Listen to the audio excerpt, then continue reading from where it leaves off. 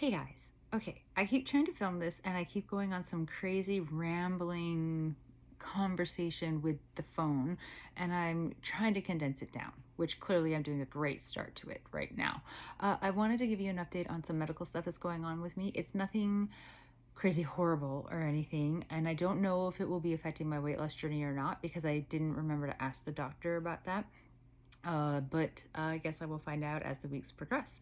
So I have a new doctor and they wanted to do some blood work just to kind of get a baseline of where I'm at since I'm new to their clinic, which is totally fine. I had the blood work and then I had the results, and the results are that I'm low in B12 and I'm gonna have to take a supplement. So, okay, no harm, no foul. I mean, I don't like taking vitamins, but it's not the end of the world. My cholesterol is kind of like middling. Like, it's not, I'm not going to win a gold star for it, but it's not bad and they're concerned for it either.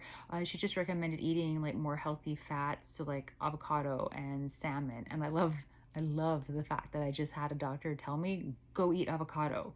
So I bought an avocado. It's gonna be great.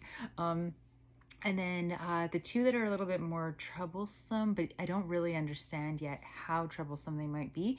One of them is my iron. So your iron, if you're a woman, and I don't know if it's a blanket for all ages when you're a woman, or if it's like my particular like age range and height and blah, blah, blah, blah. But for me, I was told my iron should be at 30 and I'm like a smidge under 20.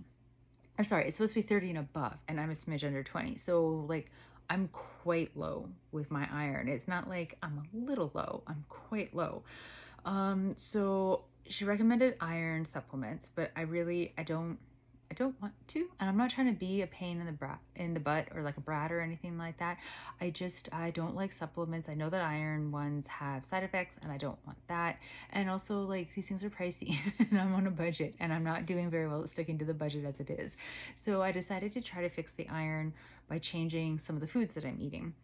So I bought some Angus beef hamburger patties from the grocery store today. I actually had one for dinner tonight, made an epic burger. And then I also bought broccoli because broccoli's high in iron, frozen broccoli. So I'm going to toss it in every time I'm making vegetables. I'm going to be cooking up some broccoli with it. And then I wanted to buy spinach, but both the stores that I was at, the spinach was really kind of suspect looking. So I wasn't willing to spend the money on it. But when the spinach does look good, I will buy spinach. And then there was something else. Was there something else? No, maybe that was it for right now. I do already have some beef meatballs in the freezer. So my plan is twice a week, I'm gonna have beef for dinner. Right now, it's just gonna be limited to either the hamburger or the meatballs because that is the beef that I have on hand. And I'll just have to try to make sure to buy more, like once I run out of the hamburger, like buy maybe some ground beef and make a stew or something. I don't know. I don't cook with beef very often. I like beef, don't get me wrong. It's just I live in fear of food poisoning myself by undercooking meat.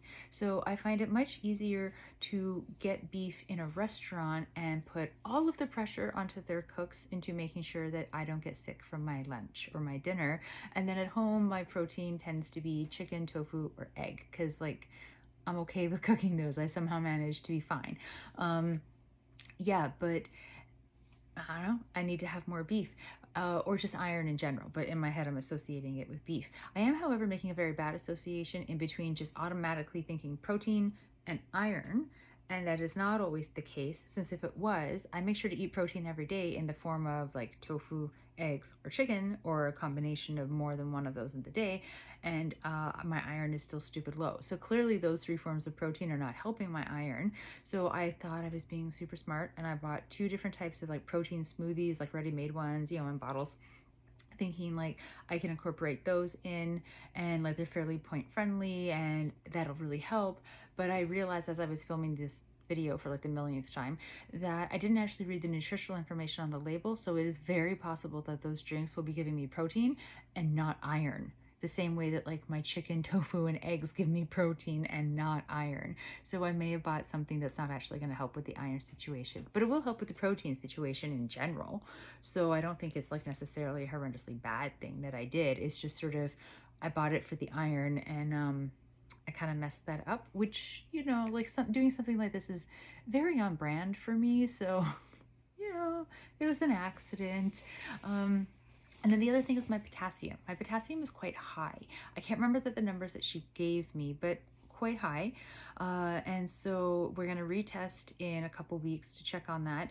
Now, the hope is that I'm ingesting potassium in my food, just too much of it, and I need to make changes to what I'm eating to like lower it. And so I've been paying attention to the potassium information on the nutritional levels ever since my appointment with her. So far, it's not what I'm eating. Yes, I do eat bananas, and I know everybody associates bananas with potassium, but I have like 2 max a week, and they're usually small ones, and they're actually not the highest potassium food out there. Like if you Google for a list of high potassium foods, they're not at the top. They're like pretty low down. There's a ton of other things ahead of it. So I don't think it's just because I have 2 bananas a week that my potassium is so high.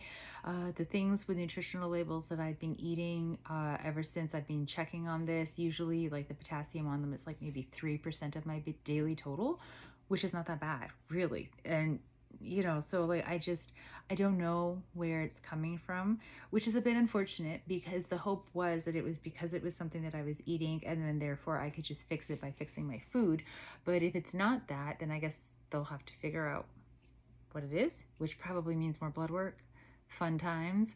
But I mean, it's not the end of the world, right?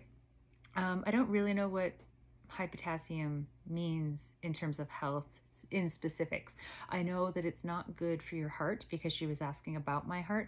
My doctor's appointment was a phone call doctor's appointment, not even like a video, just pure like talking on speakerphone. So she was just asking me like, does it feel like it's ever running really fast, or does it hurt, or does it feel like it's skipping beats or anything like that? And no, I mean, now I'm going to be paranoid about it, but no, it doesn't have that kind of a problem. And I know she did say something about if I have high potassium, then it's possible that it's because like my body isn't filtering it out quickly enough, which I think that would then would that be the liver or the kidneys? She said, and I can't remember. So clearly I'm taking all of this very seriously.